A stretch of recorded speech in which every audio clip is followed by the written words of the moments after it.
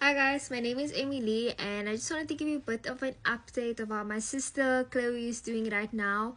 So she went into the hospital on Friday and there was a fever that she had on Friday. Saturday they checked if she had any blood clots and her legs were busy swelling from the fluids and so forth. And Sunday one of her veins collapsed, but she was actually sent home not too long after I made that video. Sunday evening, Monday, she ended up in the hospital again, and the reason why she ended up in the hospital again is because the fluids in her lungs were filling up because the kidney is not doing the work that it's supposed to do. And she's currently staying at home. We are keeping her in the living room so that she can sleep upright, thankfully to my mother who thought about this idea, and it really is helping her because the fluids aren't getting to her lungs. On Friday, Chloe is going to see a nephrologist so that we can see how the process is going to go.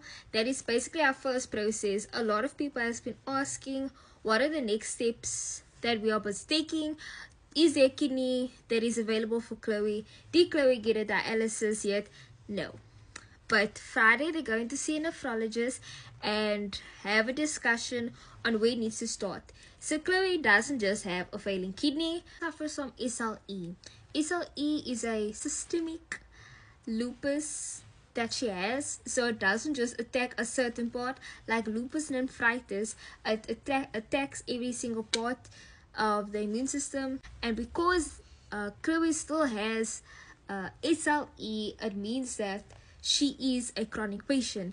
So with that being said, things are a bit more complicated than it is for a normal person to get covered by medical aid, but we are trying to take the first steps for Chloe to firstly get her dialysis. Contribution even into sharing and liking and commenting means a lot to us because you're pushing us in for other people to see, and also pushing the awareness of what lupus is and what lupus can do to the body.